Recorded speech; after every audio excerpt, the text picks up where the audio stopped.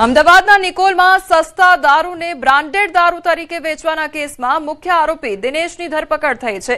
તપાસમાં ખુલ્યું છે કે દિનેશ ગોવિંદ વાઘેલા પાસેથી દારૂ લાવી એસેન્સ નાખી મોંઘી બ્રાન્ડનો દારૂ બનાવતો હતો।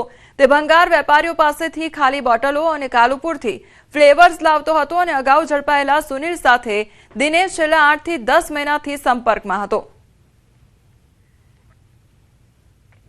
आज अन्य जो आरोपी पकड़ायो है दिनेश ए कुबेरनगर विस्तार में रहे ने त्या आगळ पोताना घरे ए जे विदेशी ब्रांडनो सस्तो दारू हतो ए सस्तो दारू अन्य एक बूटलेगर पासेथी लावतो हतो अने एमां एसेन्सना फ्लेवर भेळवीने भंगारियावाळा पासेथी ए अलग अलग बॉटल्स अने एना सील पेक लावीने त्या आगळ पेक करीने जे सस्तो दारू छे ए मोंघा भावमां वेचीने आ बंने जणा एमांथी नफो मेळवવાનું શેરિંગ करता हता।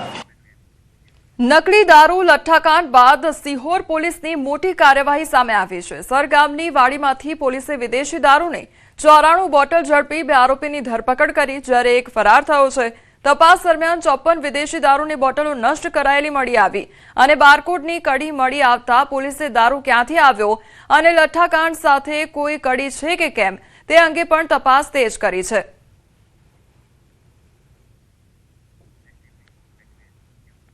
તહેવારો નજીક છે ત્યારે આરોગ્ય વિભાગના અધિકારીઓ દોડતા થઈ ગયા છે। ઝાલોદ ખાતે હોટલ અને રેસ્ટોરન્ટમાં ચેકિંગ હાથ ધરવામાં આવ્યું છે।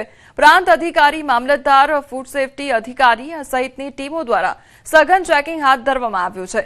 ઝાલોદ ખાતે ખાણીપીણીની દુકાનો અને રેસ્ટોરન્ટ તેમજ અન્ય નાની મોટી દુકાનો પર ચેકિંગ હાથ ધરવામાં આવ્યું તો ગેરરીતિ થયેલ દુકાનો પર કાયદેસરની કાર્યવાહી પણ હાથ ધરવામાં આવી છે। ઉપલેટાના કોબાનીગારી વાડી સીમમાં રાજકોટ રેન્જ ટીમે દરોડા પાડ્યા છે અને વાડીના મકાનમાંથી 3 પત્તીનો જુગાર રમતા 8 ઇસમો ઝડપાયા છે। જુગારના સ્થળેથી રોકડા ₹1.85 લાખ મળી આવ્યા તો 8 મોબાઈલ સહિત કુલ ₹3.13 લાખનો મુદ્દામાલ કબજે કરવામાં આવ્યો છે। રાજકોટ રેન્જ ટીમે તમામ 8 આરોપીઓને ઝડપી લીધા છે। ઉપલેટા પોલીસ સ્ટેશનમાં ગુનો દાખલ કરી કાયદેસરની કાર્યવાહી હાથ ધરાઈ છે। પ્રોહિબિશન અને જુગારની પ્રવૃત્તિ સામે રાજકોટ રેન્જની ટીમની કડક કાર્યવાહી હાથ ધરવામાં આવી છે। હવામાન વિભાગની આગાહી સામે આવી છે। આગામી 7 દિવસ હળવાથી મધ્યમ વરસાદની આગાહી કરવામાં આવી છે। લો પ્રેશર સિસ્ટમ અને મોન્સૂન ટ્રફ સક્રિય થયું છે ત્યારે અમદાવાદમાં હળવાથી મધ્યમ વરસાદની આગાહી કરવામાં આવી છે। દક્ષિણ પશ્ચિમથી પશ્ચિમ તરફના પવન પણ ફૂંકાઈ રહ્યા છે। राज्यमां सरेराश सामान्य करता 4% वरसादनी घट छे। सौराष्ट्र कच्छ में सामान्य करता 28% वरसादनी घट जोवा मळी रही है। आने वाले 7 दिनों के लिए गुजरात स्टेट के सारे डिस्ट्रिक्ट कवर है, जिसमें लाइट टू मॉडरेट रेन का पूर्वानुमान है। लो प्रेशर एरिया अभी भी नॉर्थ ईस्ट एमपी के आसपास बना हुआ है और एक मानसून ट्रफ है जो अमृतसर से होते हुए लो प्रेशर एरिया को जा रही है। अभी भी Gujarat as a whole state 4% deficient है नॉर्मल के हिसाब से। तो सौराष्ट्र और कच्छ रीजन अभी भी 28% डेफिशिएंट है नॉर्मल के हिसाब से।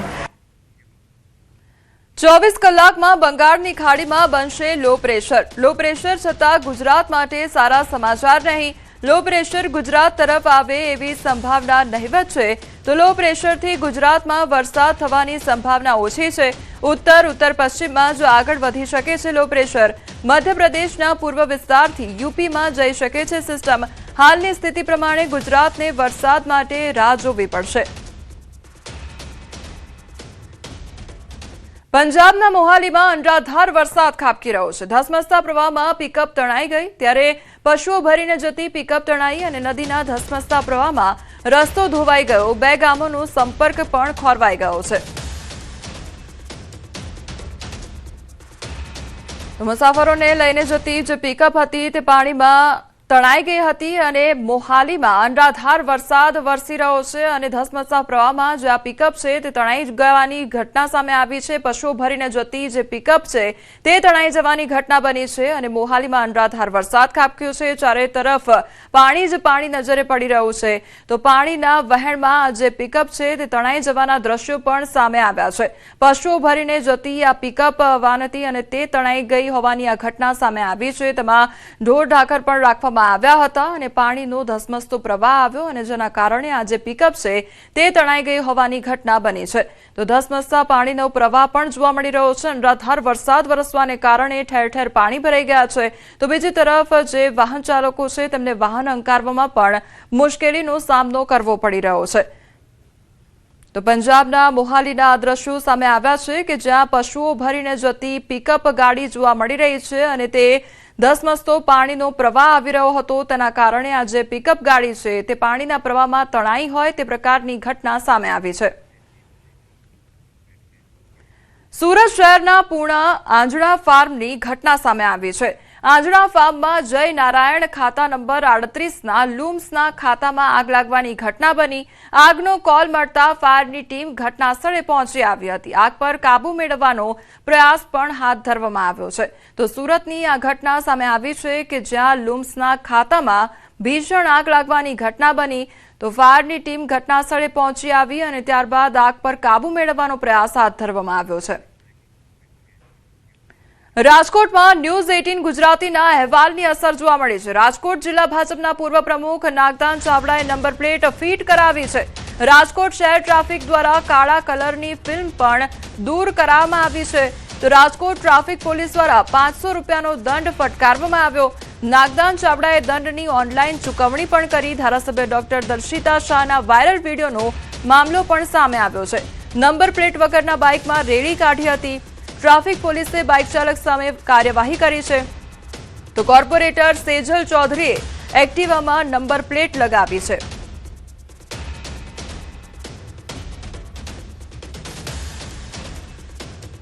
રાજકોટ પોલીસ કમિશનરના જાહેરનામાનો મામલો સામે આવ્યો છે. ભારતીય જનતા પાર્ટીના નેતા બાદ હવે ભાજપ સાથે સંકળાયેલી યુવા પાંખના નેતાઓની રેલીના વિડીયો પણ વાયરલ થઈ રહ્યા છે.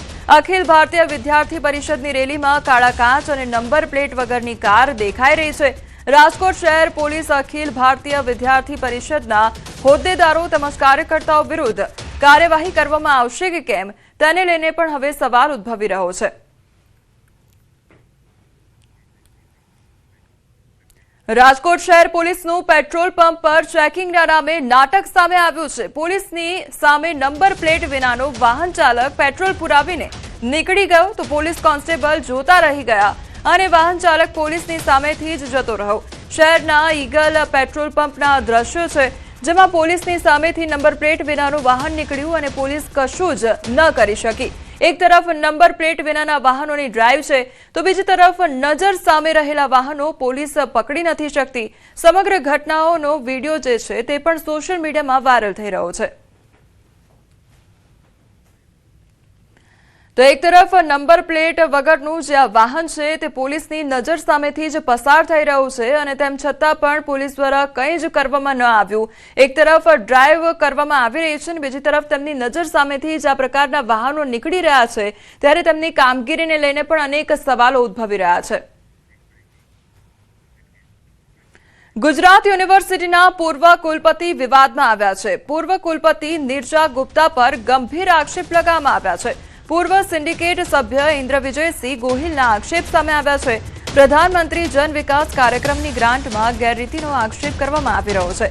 40 કરોડની ગ્રાન્ટ પોતાના ખાતામાં જ લઈ લીધી હોવાનો આક્ષેપ થઈ રહ્યો છે. તો પોતાને જ પ્રિન્સિપલ ઇન્વેસ્ટિગેટર બનાવ્યાનો દાવો કરવામાં આવી રહ્યો છે.